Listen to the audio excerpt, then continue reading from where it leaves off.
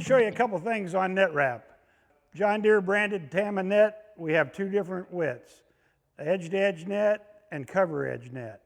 The key thing to this is the edge-to-edge net is narrower than CoverEdge.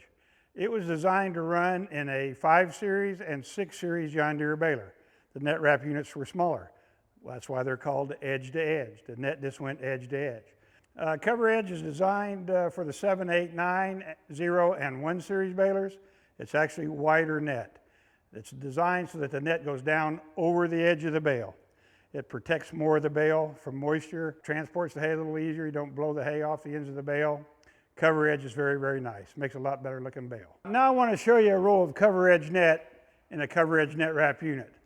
This is a roll of 67-inch net, CoverEdge. When you put it in the baler, there's about 1/4 of an inch of play side to side. That's enough to let the roll turn, feed net into the baler, cover your bale equally on each end, so you have CoverEdge Netwrap. So if you decide to run edge to edge in the CoverEdge Netwrap unit, that roll is about 3 inches shorter. As you're baling, that roll can shift side to side like this. I wouldn't get any net to the edge of the bale over on that end. I'd probably have CoverEdge over on this end. And we actually get complaints for that.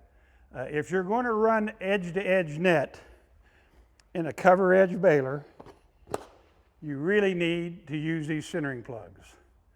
I'll put one of these plugs in each end of that, and then that will center that roll in the CoverEdge Netwrap unit, okay?